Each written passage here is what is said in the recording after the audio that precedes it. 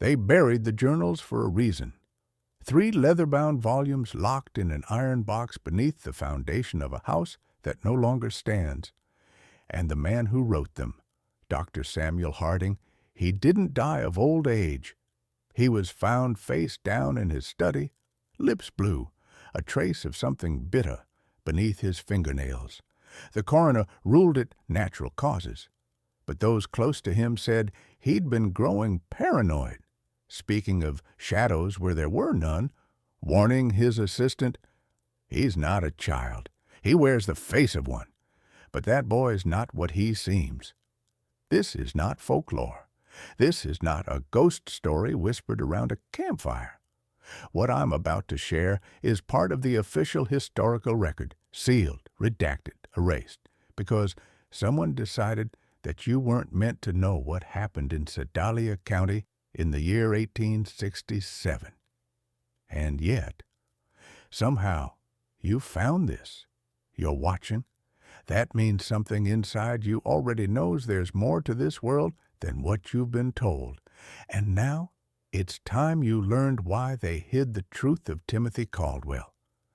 Because this was not just about a child. This was about an experiment, an anomaly, something inserted into our world, something wearing the flesh of innocence. And what happened when it was placed in a community still bleeding from the Civil War was not coincidence. 11 people died. Dozens of animals mutilated, entire bloodlines cursed. The land still doesn't grow right where it happened.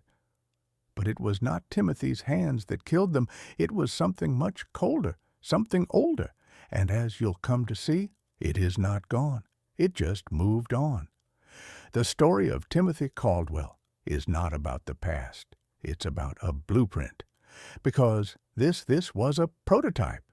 And once you understand that, you'll start seeing the pattern. In the headlines, in the institutions, in the hollowed-out eyes of children staring from behind locked doors and staged smiles. You'll see them. And worse, they'll see you. Stay with me. We've just opened the first door, and behind it is the reason men wake up screaming without knowing why. This is knowledge meant to break you, and if you keep listening, it will. They called him quiet, polite, respectful, the kind of boy who says yes, ma'am, and no, sir, without being told. But silence is not always virtue. Sometimes silence is strategy. And what the people of Sedalia didn't understand, what they couldn't understand, is that Timothy Caldwell wasn't learning how to be human.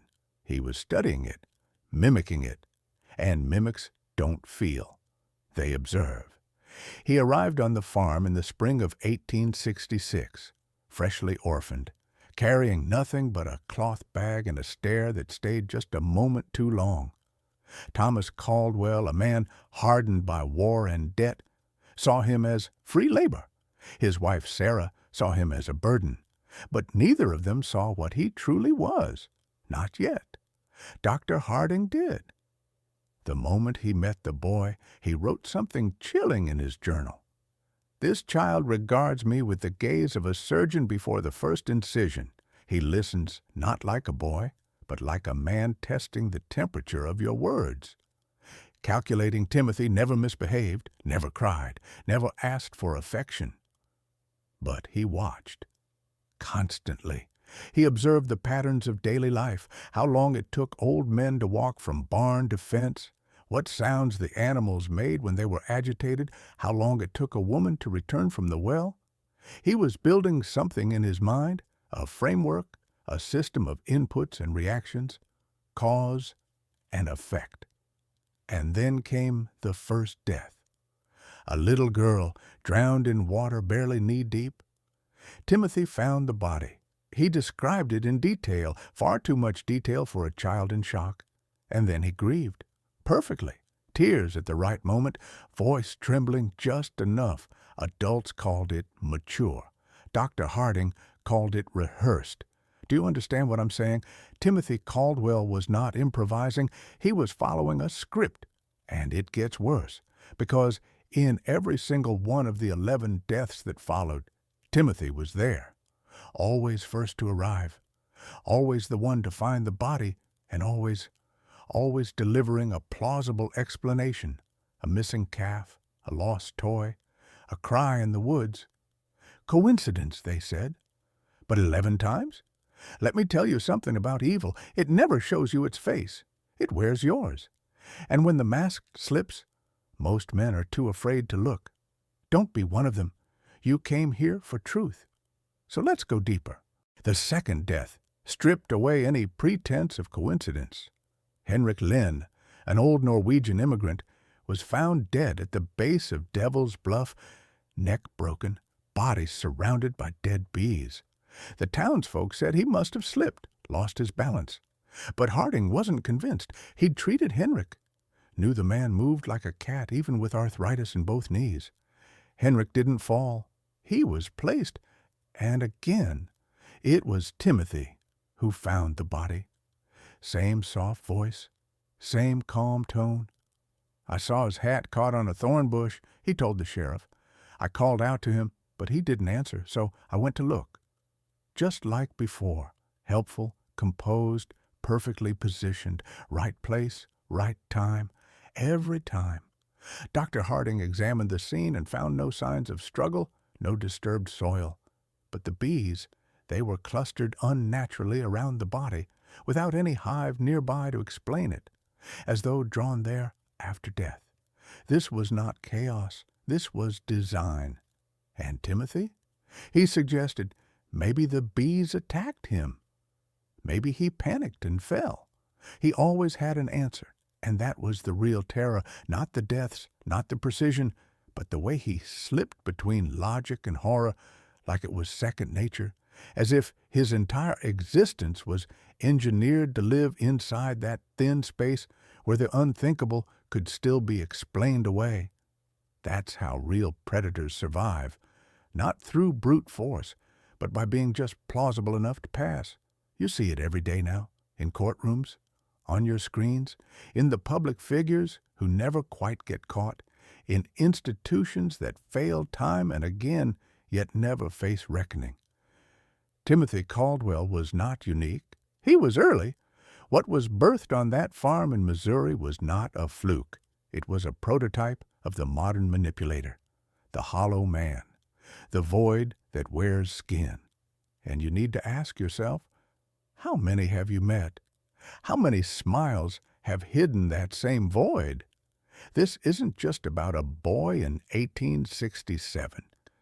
This is about the system that keeps birthing him. Timothy Caldwell didn't act like a child. He functioned like a mechanism. Never tantrums, never mischief, just observation and obedience. Children laugh, he didn't. Children cry, he only displayed what he calculated. Dr. Harding recognized it. Not a child, not something entirely human. The third death confirmed what Harding feared. Jacob Mills vanished one day, and after days of searching, it was Timothy who located him on his own, in a hidden, overgrown well, too quiet, too precise. Impossible for an 8-year-old to navigate that terrain, yet complain convincingly if challenged. Harding saw Timothy whisper silent words over the dying child. Not comfort, documentation. When he investigated the well later, he realized the cover had been intentionally arranged, not by chance. Someone hidden had concealed the entrance. Timothy wasn't simply present, he was preparing, and the logical question arises, who built him? It was Timothy himself who mentioned a cave during one of Harding's visits. "I go there to think," he said. A hideaway. Harding followed, at first just to see, then creeping behind after dark. Inside was a laboratory of horror and purpose, bones of animals arranged by type, drawings of flayed rabbits, squirrels, bows and charcoal, and crude surgical tools pinned to stone. Notes: subject conscious 10 minutes. Vocalization ceased after pressure. Learned cruelty. And deeper, drawings of human victims. Mary Fletcher, Henrik Lind, Jacob Mills. Annotated. The cave wasn't a child's hideout. It was a workshop, a place where innocence was stripped like skin. Evil hides in the light. That's how Timothy remained invisible. His mask was the polite orphan, the obedient help, the front pew Wednesday church attendee. But to Hardy, he represented the silent gap, the blank space between normalcy and nightmare. He asked questions about anatomy, about death, coldly curious, always learning. Harding watched him, observed his detachment, took notes, but proof remained elusive. By November 1866, those tragedies had become background noise. But animal mutilations escalated. Neck breaks, clean cuts, dislocated joints in livestock around farms near the Caldwell property. Neighbors mentioned animals shying from Timothy. He was always there, always watching. Harding learned that animals sensed something in him humans ignored. Timothy's experiments weren't hidden anymore. They were happening in plain sight. One night, a sound cracked through silence in the old barn. A snappable scream, a clean break. Next morning, a goat lay mutilated, neck broken, tongue removed, no mess. Timothy fed the chickens calmly. He denied hearing anything. On the barn wall, 4 scratches, done by a child counting. Fresh. The barn was his ritual. He was testing, escalating. Hidden in the attic, under waxcloth, was Timothy's journal. Observations, Volume 1, Life, Reaction, Termination. Clinical entries, rabbit heart rate before death. Time to silence. Goat vocalization after throat pressure. One line stood out. She also looked back. Then a darker entry. Dr. Harding watches. He suspects. Good. He's part of the experiment now. Timothy wasn't just studying death. He was studying the observer. Harding confronted him in a snowstorm. He dropped the journal. Timothy calmly acknowledged it. Harding threatened to expose him. Timothy asked, "Will they believe you?" and smiled, because no one wanted to see what they wanted to see. The predator wasn't hiding. He tested the limits of what would allow. The first murder with intent was a betrayal. His aunt, Sarah Caldwell, poisoned slowly, medicinal in behavior, just enough to mimic disease. Harding found a hidden bottle of willow bark unopened. Timothy claimed he gave her water. She died. He continued to smile the next morning. He watched closely, learned again. They say the cave remembers. Step into its depths. Deeper bones, arranged scientifically. A table of anatomical drawings, human and animal, overlaid. In the back, tally marks hundreds deep. Inscription, "They forget, I learn." And a final note, "Bring him next." One snow-racked night, Timothy appeared at Harding's door with a box. Inside, a pig's heart, kept alive mechanically. He called it understanding. Pain is feedback. Death is interruption. I want to fix the design. He hadn't come to threaten. He came to recruit Harding. Under the barn, beneath children's clothes and cut bones, lay 7 skeletons, not buried, filed. Each child's remains paired with a token, ritual, practice. At the deepest layer, a carved stone box with skin pages etched in ink, diagrams of transformation, not death, ascension. Harding stumbled into snow knowing Timothy wasn't acting alone. In the journal, a strange entry. The witness. A faceless, robed presence that spoke without words, showing him the geometry of death, the anatomy of otherworldly flesh. He wasn't inventing it. It was implanted. It speaks without voice. It watches without eyes. It teaches without mercy. Harding felt it watching him through those pages. Timothy was wearing flesh, but not purely human. He marked himself in charcoal drawings. He whispered to empty air, "I'm ready. Show me more." He cut his hand. The markings glowed. This was no boy. This was becoming something else. The first gift. The witness demanded proof. The boy came to the cave alone. He dissected animals then himself, replacing tendons with wires, transforming his flesh. By dawn, it moved again. He named it a gift. He no longer existed as child. He transcended. The cave wasn't carved by nature. It was constructed. Old township records revealed it was part of a 100-year-old secret cult experiment. A place built for transformation, for teaching, for ascension rituals tied to forces older than war, older than faith. The settlers built it. The cave taught. The witness was invoked. Timothy was the culmination.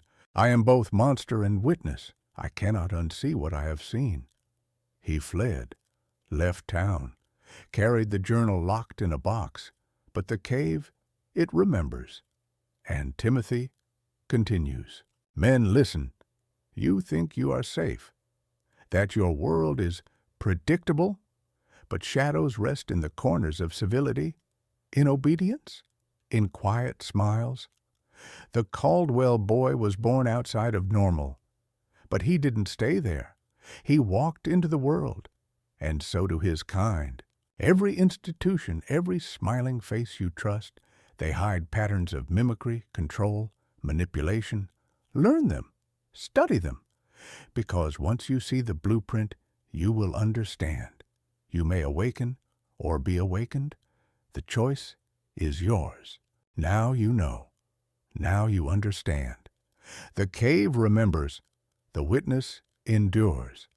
And once you carry this knowledge, it changes you.